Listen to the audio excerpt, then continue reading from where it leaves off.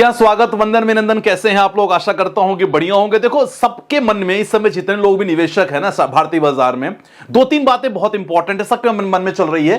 पहली बात चल रही है कि भाई अभी क्या करें, क्योंकि ना कहानी का जो बोलबाला है ना काफी अलग अलग है इस समय। देखो, काफी लोग कह रहे हैं कि भाई मार्केट तो गिर रहा है, आज भी मार्केट में एक हल्का सा पेन महसूस हुआ, एक डर महसूस का हुआ। अब क्या करें हम एज ए निवेशक, हमको क्या करना होगा?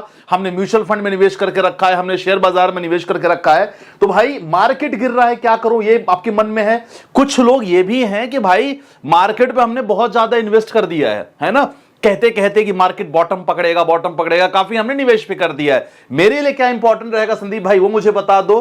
खासकर क्या करें, रुक जाए यहां कि थोड़े थोड़े इन्वेस्टमेंट करें सेक्टर वाइज, उसको लेके हम बात करेंगे।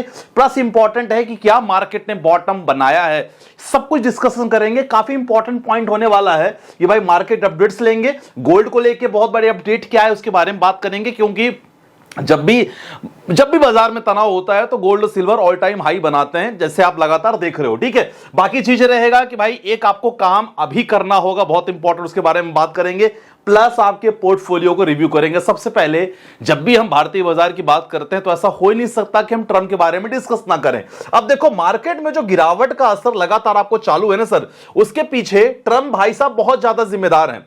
अब मैं आपको एक चीज बताऊं, एक चीज देखो, एक नया चीज आया है। उन्होंने क्या कहा है कि भाई लैपटॉप से लेके टूथब्रश तक, लैपटॉप से टूथब्रश तक फिर नए टैरिफ के फिराक में है ट्रम्प। फार्मा पे तो ऑलरेडी उन्होंने 100% का टैरिफ लगा दिया। अब देखो, जब भी बाजार में ऐसे नए नए टैरिफ को लेकर अनाउंसमेंट होता है, तो अगर आप सोचो कि आप बहुत बड़े पैसे वाले एक निवेशक हो, जिसके पास बहुत सारा पैसा है, वो भारतीय बाजार में या कहीं भी लगाना चाह रहा है, लेकिन जब ये खबर आप सुनोगे तो आपको क्या लगेगा? मैं पैसे बचा के रखूं, मैं फिलहाल इसमें निवेश ना करूं, देखूं कि क्या एक बॉटम पकड़ लिया है भारतीय बाजार का या कहीं बाजार का, इसके बाद निवेश करूं। तो ये चीज फिराक में है। 1 अक्टूबर से तो फार्मा वाला टैरिफ लगने वाला है, लेकिन वो ब्रांडेड मेडिसिन पे लगेगा, उसमें कंफ्यूज मत होना आप लोग।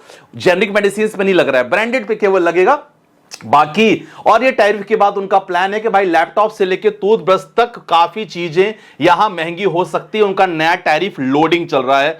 अब उनके मन में क्या चलता है भाई, इस इंसान के मन में आप कभी सोच नहीं सकते। तो ये जो खबर है ना, एक्चुअल में थोड़ा पैनिक सिचुएशन करती है कि भाई अभी ना नया निवेशक करे कि ना करे। तो मैं आपसे ही कहता हूं कि जब ऐसी न्यूज चलती है ना, आपको नया इन्वेस्टमेंट करने से रुकना चाहिए, खासकर शेयर्स में। I am not talking about mutual funds. Mutual fund में तो अगर आपके पास पैसे हैं सर, बहुत अच्छा मौका है, लेकिन शेयर्स की अगर बात करते हैं तो शेयर्स में आप यहां देखो, एक दो तीन सेक्टर, खासकर डिफेंस, एफएमसीजी, इन दो तीन सेक्टर को छोड़ के बाकी सेक्टर में खतरा अभी भी मंडरा रहा है। और मैं भी यही चाहूंगा कि भाई एक मार्केट बॉटम पकड़े तब आप लोग लगातार निवेश करो। अब देखो, भारतीय बाजार की कहानी देखो, अगर निफ्टी 50 कहानी देखो तो बिल्कुल मार्केट एक रेंज में फंसा रहा। मार्केट मतलब कंफ्यूज कि भाई मैं क्या करूं, मतलब मैं क्या करूं भाई, ऊपर जाऊं कि नीचे जाऊं, कुछ पता नहीं है। निफ्टी 50 कहानी ठीक है ना, 19 पॉइंट की गिरावट रही। और अच्छी बात है कि इंडिया विक्स की अगर बात करोगे ना, विक्स रिप्रेजेंट करता है वॉलेटिलिटी को। अच्छी बात है कि ज्यादा पॉजिटिव नहीं था, अभी हम देखेंगे विक्स को भी। फिलहाल सेंसेक्स की अगर बात करते हैं, जी हां, सेंसेक्स में भी मार्केट बिल्कुल एक ऐसे रेंज पे घूमता रहा।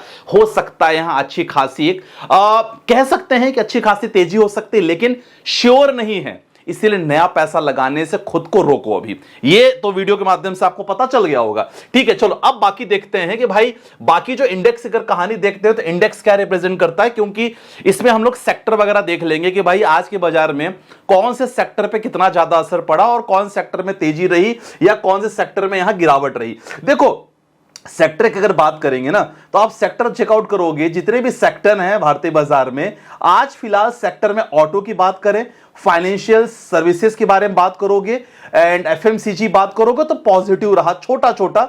और पीएसयू बैंक थोड़े पॉजिटिव रहे। फार्मा में थोड़े बहुत प्रॉफिट बुकिंग देखने को मिली आपको, हेल्थ केयर में प्रॉफिट बुकिंग देखने को मिली, बाकी हर जगह गिरावट रही। तो कुछ ऐसे सेक्टर हैं जिन्होंने मार्केट को थोड़ा सा संभाला है, खासकर आईटी में गिरावट, फार्मा में गिरावट, दोनों में गिरावट रही बिकॉज ऑफ ट्रम्प टैरिफ। ये आपको पता चल गया। लेकिन बाकी सेक्टर और जो विक्स की मैं आपको बोला था, जी हां, इंडिया अगर विक्स की बात करोगे तो इंडिया विक्स में भी थोड़े बहुत आपको ना ज्यादा यहां देखो पॉजिटिव देखने को नहीं मिला, इट्स -0.52। ये पॉजिटिव रहता है तो मतलब भारतीय बाजार के लिए अच्छी बात नहीं है, ये निगेटिव है। चलो ये तो हमने देख लिया। अब अगला इंपॉर्टेंट है कि सर संदीप भाई ये तो ठीक है, जो बड़े बड़े निवेशक हैं क्या वो पैसे लगा रहे हैं? तो सर बड़े बड़े निवेशक अभी पैसे नहीं लगा रहे हैं ना, लगातार सेलिंग चल रही है। एफआईआईज की अगर बात करोगे तो देखो एफआईआईज लगातार बिकवाली अभी कर रहे हैं, डेटा अभी आया नहीं है। आई डोंट नो कि आज क्या करते हैं, मुझे तो डाउट है कि आज भी शायद बेचेंगे ही। ठीक है, तो देखो 5,687 करोड़ की बिकवाली 26 सितंबर का डेटा है। ओवरऑल 30,000 करोड़ से ज्यादा बिकवाली एफआईआईज ने किया। एफआईआईज बेचते हैं, कहीं ना कहीं आपको जरूर सोचना चाहिए कि भाई मामला गंभीर हो सकता है, क्योंकि अभी इनके अंदर कॉन्फिडेंस नहीं आया, इनको बाजार का अंदर की कहानी काफी कुछ पता होती है। चलो ये चीज तो हमने देख लिया, काफी चीजें। चलो मूव होते हैं नेक्स्ट पार्ट में। नेक्स्ट पार्ट है गोल्ड को लेके बड़ी अपडेट ये है कि भाई जब भी सिचुएशन ऐसी होती है मार्केट में, ऐसा डर सा बना होता है कि भाई मार्केट में गिरावट आ सकती है, और खासकर इस समय डॉलर को लेके जो लगातार लड़ाइयां चल रही है ना, तो भारत गोल्ड को लेके काफी यहां सक्रिय है, पॉजिटिव है, और गोल्ड को बहुत ज्यादा रिजर्व करने की कोशिश कर रहा है। देखो जब भी ऐसी सिचुएशन होती है ना, गोल्ड के रिजर्व किया जा रहा है, मतलब कहीं ना कहीं हमें एक नए करेंसी पे लेके हम लोग काम कर रहे हैं, एक नई एसेट्स पे लेके काम कर रहे हैं। तो ऐसे कंडीशन पे क्या होता है, अगर सप्लाई कोशिश, क्योंकि देखो ये चीज लिमिटेड है ना, गोल्ड तो लिमिटेड है, अब इसकी सप्लाई जब लो हो जाती है तो यहां क्या होता है कि इसकी डिमांड बढ़ जाती है। डिमांड बढ़ता है तो प्राइस ऑटोमेटिक यहां हाई हो जाता है। इसी समय आप देख रहे हो कि गोल्ड लगभग 1,15,16 पहुंच चुका है। 10 ग्राम गोल्ड की बात करते हैं तो इसीलिए गोल्ड में ईटीएफ में निवेश करो, गोल्ड में ट्रेडिंग प्लान कर सकते हो आप लोग। गोल्ड में बहुत सारी चीजें, म्यूचुअल फंड भी काफी लोग गोल्ड में करते हैं।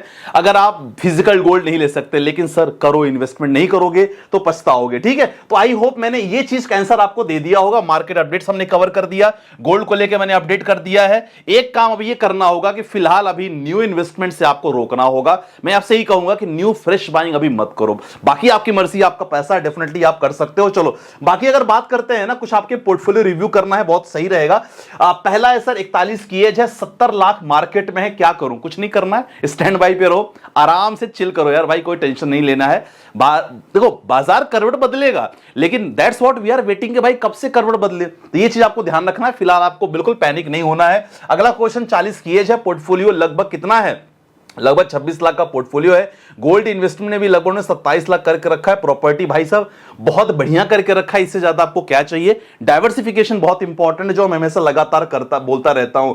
सर आपके रिकमेंडेशन 2024 अक्टूबर में पॉलिसी बाजार के थ्रू एचडीएफसी लाइफ का कॉम्बो पॉलिसी लिया था। मार्केट लिंक 500 मोमेंटम टॉप 500 है। 1 साल होने जा रहा है। देखो 1 साल में आप कोई भी फंड के बारे में ये मत सोचो कि भाई गिर गया है तो मैं यहां रुक जाऊं, नहीं, कंटिन्यू बने रहो, कोई दिक्कत नहीं है। 500 मोमेंटम इंडेक्स फंड बहुत बढ़िया है, लेकिन जब बाजार ही नहीं काम कर रहा है तो यहां आपका ये मोमेंटम इंडेक्स काम नहीं करेगा, तो वेट करो फिलहाल। तो भाई साहब हमारी इनकम तो 20,000 है और एज 45 है, तो क्या मंथली 500 या 1000 का ऑप्शन नहीं है क्या? देखो सर सबसे पहले आप अपनी इनकम पे काम करो। आपकी इनकम अगर 20,000 है और एज 45 है तो डेफिनेटली आप सबसे पहले अपनी इनकम पे काम करो, सोर्स ऑफ इनकम बढ़ाओ और इसके बाद फिर इन्वेस्टमेंट करो। यार मैं हमेशा ही कहता हूं, ऐसा नहीं कि आप इन्वेस्टमेंट पहले शुरू कर दो, अपने ऊपर आप काम करो, अपने हेल्थ पे काम करो, दोनों बेटर है, इसके बाद आप इन्वेस्टमेंट स्टार्ट करो। ठीक है, तो बाकी चीज एक और क्वेश्चन ले लेते हैं। सर एसआईपी फिक्स डेट में एसआईपी कट रही है तो उसी डेट में क्या मार्केट डाउन हुआ तो एडिशनल परचेस करने के लिए लमसम कर लो। सेम फंड में अगर आपके पास ऑप्शन है तो लमसम कर लो, बाकी कोई दिक्कत वाली बात नहीं है। तो ऑलरेडी मैंने सारा क्वेश्चन का आंसर दे दिया है कि मार्केट गिर रहा है आपको क्या करना है। फ्रेश इन्वेस्टमेंट तो मैं आपको मना करके रखा हूं, बाकी जो ऑलरेडी इन्वेस्टेड है स्टैंड बाई पे रहे, कुछ करने की जरूरत नहीं, क्योंकि बॉटम अभी मार्केट का मुझे नहीं मालूम है, यस किसी को नहीं पता है। तो ये सारी इंफॉर्मेशन आज की वीडियो में था। वीडियो कैसी रही जरूर बताना कमेंट सेक्शन में। आपके जो भी अलग से क्वेश्चन है, पोर्टफोलियो है, कमेंट में मेंशन करते जाओ, will try to put out your questions. बाकी कोई कंसल्टेंसी सर्विसेज लेनी है like stocks, mutual fund, crypto trading, forex trading, anything, आप डिस्क्रिप्शन में नंबर है, डायरेक्टली हमसे जुड़ सकते हो। मेरे नाम पे बहुत सारे स्कैम चल रहे हैं, प्लीज किसी को 2 के बदले 5 मिलेगा, 5 के बदले 10 मिलेगा, ऐसा मत देना प्लीज, है ना। बाकी मैं तेरे छोटों के साथ अपना ध्यान रखिएगा, परिवार का ध्यान रखिएगा। बाय बाय, टेक केयर, जय हिंद गाइस।